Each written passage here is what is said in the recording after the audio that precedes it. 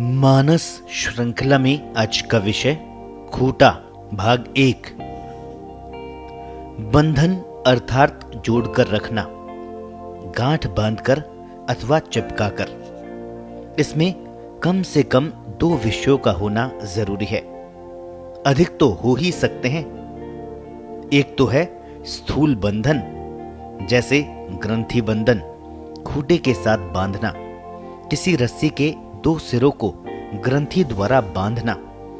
दूसरा है सूक्ष्म बंधन, जैसे कर्मों का बंधन, राग द्वेष का भाव या आसक्ति।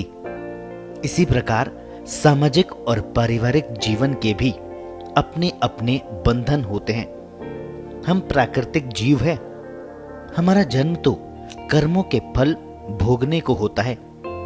कई जीवात्माओं के साथ ऋणानुबंध होते हैं, पुराने कर्ज होते हैं।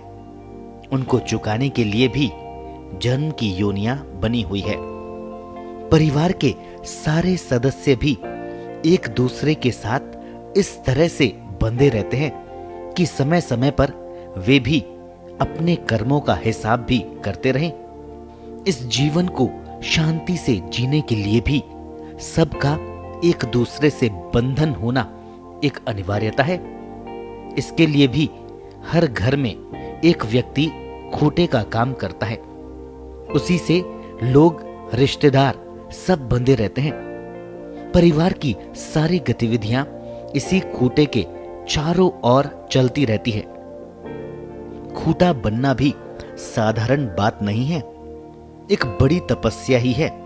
जो तपने को तैयार नहीं है वे तो कभी खूंटा बन ही नहीं सकते। लोगों को उनकी कमी कभी महसूस भी नहीं होगी। क्यों? क्योंकि जितने लोग खूंटे से बंधे होते हैं उनमें से हर एक क्रिया का प्रभाव खूंटे पर भी पड़ता है। कोई खूंटे को खींचता है तब खूंटे पर भी उतनी ही शक्ति का खिंचाव आता है। ये खिंचाव अन्य किसी को भी दिखाई नहीं देता। इसको सहन कर लेना ही तपस्या है। इसमें धैर्य और सहनशीलता चाहिए। अतः स्त्रियां ही इस कार्य को मूर्त रूप दे पाती है। पुरुष में इतना धैर्य नहीं होता कि वह एक साथ अनेक दिशाओं से आने वाले दबावों को सहन कर सके।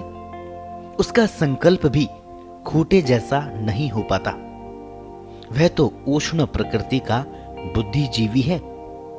खूंटा बनने के लिए शीतल और शांत प्रकृति चाहिए, वरना खूंटा स्वयं ही उखड़ जाएगा।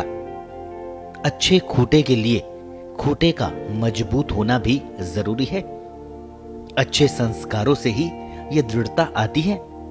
अच्छा खानदान मजबूत जमीन का कार्य करता है। इस कारण महिला स्वयं को पूर्ण सुरक्षित महसूस करती है। उसका सौहार्द भाव बना रहता है। शिक्षा ने एक और धन के प्रति तृष्णा जागृत कर दी। धन के मद में भोग की मर्यादाएं भी टूटने लग गई। नजदीक से देखने पर समृद्ध एवं पाश्चात्य संस्कार वाले परिवारों में नारी का वैसा सम्मान कम होता जा रहा है जैसा कि मजबूत खूंटा बनने के लिए आवश्यक है। उस परिवार में सभी सदस्य समय के साथ स्वच्छंद होते चले जाते हैं। व्यक्ति गौण हो जाता है। विषय और पदार्थ रह जाते हैं। जीवन जड़ हो जाता है। एक पीढ़ी बाद वहां तो स्वार्थ की बेल बड़ी हो जाएगी। परिवार का विघटन शुरू हो जाएगा। घर के नजदीक के लोग, स्वजन और परिजन भी कष्ट का कारण बन जाते हैं।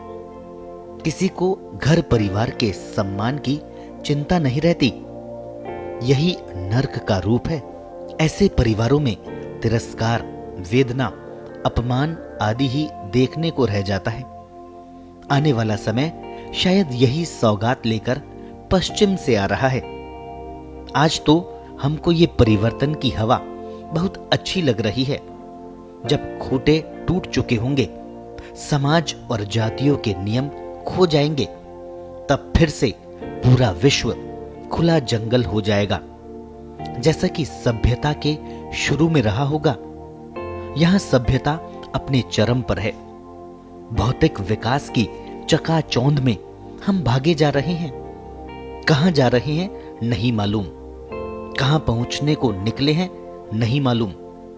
एक बात निश्चित मालूम है कि किसी भी खूंटे से बंधे नहीं रहना चाहते, न पिछली पीढ़ी से न ही आने वाली पीढ़ी से। अपने लिए जीकर मर जाना चाहते हैं। खूंटा तो मरने के बाद भी पीछा नहीं छोड़ता। ये बात जीते जी समझ में नहीं आती। हम सब एक खूंटे से बंधे हैं। हमारा ये खूंटा धरती पर नहीं, आकाश में है। हम सब एक ईश्वर के साथ बंधे हुए हैं। सबकी अपनी अपनी गांठें हैं। इन्हीं को आवरण कहते हैं, बंधन कहा जाता है। इन ग्रंथियों को खोलकर बंधन मुक्त हो जाना अर्थात ईश्वर भाव में ही समा जाना इस मनुष्य जीवन का पुरुषार्थ रूपी लक्ष्य है। खूंटे का एक नाम शिवक भी है। हमारे शरीर में भी हमारा खूंटा यानी मस्तिष्क ऊपर ही है। इस खूंटे से मुक्त होने के लिए ही घर परिवार का खूंटा एक बड़े अभ्यास का कारक बनता है। व्यक्ति धीरे धीरे परिजनों और स्वजनों से मुक्त होता हुआ भक्ति मार्ग पर चलने लगता है। जीवन में कभी खूंटा स्वयं के लिए जीता ही नहीं, सदा उनके लिए जीता है जो उसके साथ बंधे हुए हैं। आज कोई किसी के लिए जीना तो क्या, कष्ट पाना भी नहीं चाहेगा। खूंटा किसी से कुछ मांगता भी नहीं, याद रखने की भी अपेक्षा नहीं रखता। सबकी मर्यादा और पहचान बना रहता है। ये सारा उसका माया भाव है। उसका मौन जमीन के अंदर अंधकार में आवास उसका कल्याणकारी शिव भाव है।